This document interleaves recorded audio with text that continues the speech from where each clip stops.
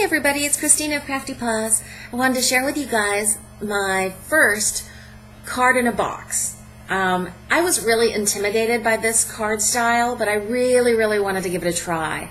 I've seen a lot of you folks on YouTube making this card, and it just seems so complicated and required so much embellishing, and like I said, I was intimidated, but I just decided to do it, and I love it. Absolutely love it, and I will be making more of these for sure, because really it took me no longer to make this card than it did to make the card that I did a couple days ago for a Tellus M. I'm just a slow crafter. It takes me a day to make a card. That's just what it is, regardless of the card style. Anyway, for this card I used some of my favorites. This is the Steampunk Spells paper. This up here is cloud paper, and I just have a little bit left, but I chose this paper because I wanted, it goes with a theme, which is something about dreams. Why don't I just get to it?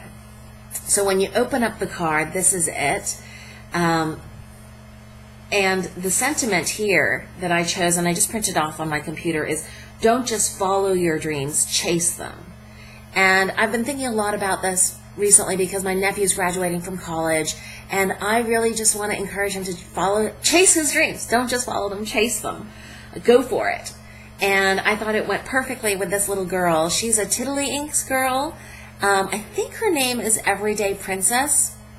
She was gifted to me by Sarah Elliott. Thank you, Sarah. She is just precious. I love her.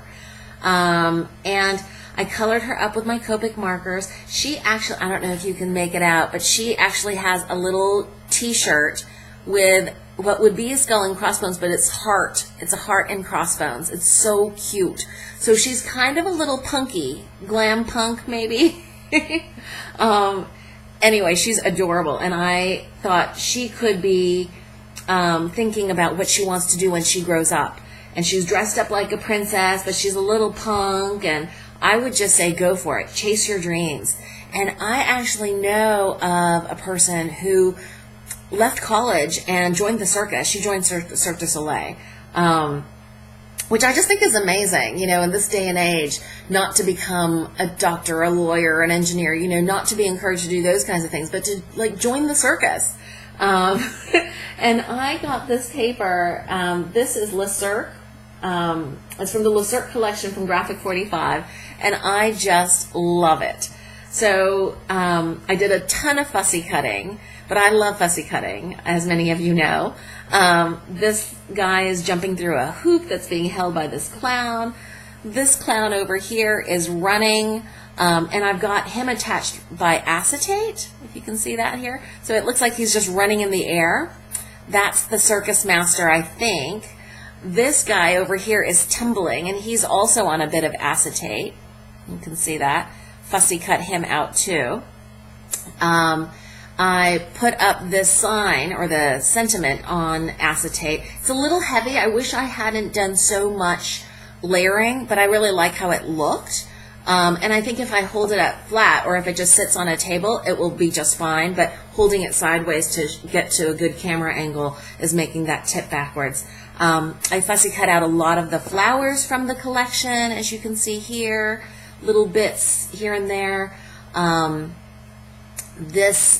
fussy cut out these little elephants riding bicycles, and just some of the sentiments. This lion, I also fussy cut out, and these little stamps, which are all stamps, images from the collection. I cut those out and put those there. And I follow generally the tutorial by Split Coats Stampers, so I will put a link in the description box below so you can check that out. I did add an extra layer because I just wanted one more level to be able to put the sentiment here closer to the little girl. And what else did I do? Yeah, that was really it. I'm going to put also a link in the description box below just so that you can see pictures of this card, which I will put on my blog with the dimensions. So I will put a written description that hopefully will be easy to follow, and then you don't have to stop and start the video of the tutorials I just find that helpful for me. So if it's helpful for me, I figure it might be helpful for somebody else. So I hope you guys give this card style a try. It's really fun, and like I say, it really doesn't take much longer than a regular card, at least for me. Thanks for watching, and I hope you guys are having a great day. Bye.